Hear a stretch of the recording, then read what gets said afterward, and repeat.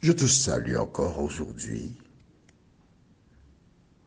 toi qui as réservé une partie du temps que Dieu t'a accordé afin de prendre les dispositions pour connaître la parole de Dieu. Rappelle-toi, hier, nous avons vu comment, à nouveau, l'homme regarde à ce qui frappe les yeux, mais que l'Éternel, lui, il regarde au cœur. Et plus tard, quand Jésus viendra, il dira, heureux ceux qui ont le cœur pur, car ils verront Dieu. Note avec moi que Dieu a fait un choix, David, afin qu'il remplace Saül. Et nous allons voir ce qui arrive quand une personne a été appelée par Dieu. Aujourd'hui, nous verrons au milieu de ses frères, juste avant, prions.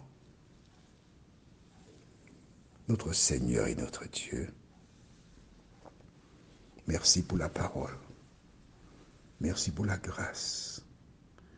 Merci pour le salut et la vie éternelle. Saint-Esprit, nous nous trouvons devant toi avec le désir de connaître la parole. Et puisque c'est toi qui as été sélectionné pour nous conduire dans toute la vérité, de nous aider à ouvrir nos cœurs et te laisser nous transformer. Merci Seigneur, merci Saint-Esprit. Nous t'avons prié au nom de Jésus et pour ta gloire éternelle. Amen. David était un petit jeune d'environ 16 ans. 16 ans, il faisait quoi? Eh bien, il surveillait les brebis. Il était en contact avec la nature. Probablement, le soir, il était aussi avec les brebis. Et c'est pendant cette période qu'il pouvait regarder le ciel, la nature, découvrir la beauté de cette-ci, mais surtout entendre Dieu lui parler, parce que Dieu nous parle à travers la nature. Et voici qu'en chemin, sur sa route, quand il a aperçu des goyaves, il a pris 2-3 goyaves qu'il a placées dans sa poche. Il y avait peut-être des tamarins, des aines, il en a pris 2, parce qu'un jeune qui passe et qui voit des fruits, il ne peut pas les laisser là sans les récupérer. Oh, il y avait peut-être des figues. Ah, il a pris quelques figues, il en a mangé. Et il arrive où tous les grands sont là, les grands le regardent. Mais qu'est-ce qui leur arrive? Mais pourquoi ils me regardent comme ça? Qu'est-ce que j'ai fait? Je rien fait, moi. Puis un vieillard qui ne connaît pas, David, voici ce monsieur, c'est le prophète de l'Éternel, Samuel. Ah, le prophète de l'Éternel. D'accord.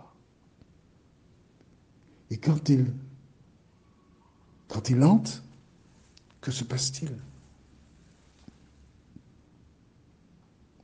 Nous avons déjà vu hier que Dieu avait dit à Samuel, lève-toi, donne-lui l'onction.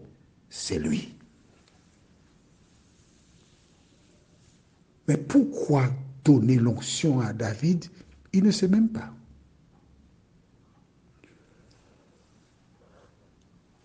Ses grands frères, son père ne savent pas. Mais ce dont ils sont certains, c'est que Samuel a déclaré que l'Éternel l'a envoyé afin de donner l'onction à David. Il y a 7 plus grands, mais c'est le dernier, celui qui est insouciant, celui qui garde les moutons, c'est lui que Dieu a choisi. Comment comprendre cela? Certainement, lorsqu'il était à la belle étoile, il regardait le ciel étoilé et qu'il voyait les constellations. Nous ne savons pas ce qu'il disait, mais nous savons en revanche qu'il a écrit beaucoup de psaumes. Et certains sont des hymnes. Il avait un contact avec l'Éternel des armées. C'est là que je veux t'emmener, oui. Il était en contact avec Dieu. Il avait une relation profonde avec lui. Même s'il était le petit, mais il avait la relation avec Dieu. Toi aussi. Dieu veut te sélectionner. Dieu veut te mettre à part. Tu n'as qu'une seule chose à faire. Pas deux, une seule. Avoir une relation profonde, personnelle avec l'Éternel des armées. C'est tout ce qu'il faut. Que s'est-il donc passé? Nous lisons verset 13. Samuel prit la corne pleine d'huile et lui donna l'onction au milieu de ses frères. L'Esprit du Seigneur s'empara de David à partir de ce jour-là. Quant à Samuel, il se mit en route et s'en revint à Rama.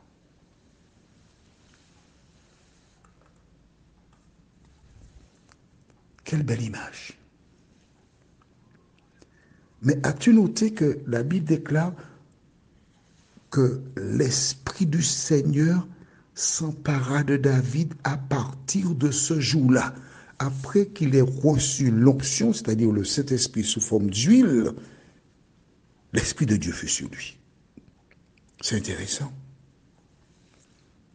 Car aujourd'hui, beaucoup de personnes ne savent pas comment le Saint-Esprit vient sur une personne. Aujourd'hui, tu sais que par le passé, lorsqu'on versait de l'huile sur la tête de quelqu'un, comme ce fut le cas pour David, l'Esprit de Dieu était sur lui. Mais nous avons aussi un autre exemple dans Acte 2, verset 37, quand des hommes et des femmes ont entendu les disciples prêcher l'Évangile. Alors ils posaient une question. Dans Acte 2, verset 37, la Bible déclare, après avoir entendu ce discours, ils eurent le cœur vivement touché et dirent à Pierre et aux autres apôtres, hommes frères, que ferons-nous? Pierre leur répondit, repentez-vous et que chacun de vous soit baptisé au nom de Jésus pour le pardon de vos péchés et vous recevrez le don du Saint-Esprit. À partir de ce moment, les personnes recevaient le don du Saint-Esprit par le biais du baptême. Mais nous avons aussi l'exemple où cette femme, elle est morte en Christ.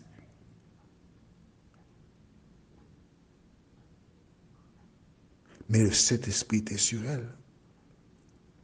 L'exemple de David, un jeune garçon qui avait été sélectionné par Dieu. Et dès que l'huile fut versée sur sa tête, la Bible déclare, dès ce jour-là, le Saint-Esprit fut sur lui.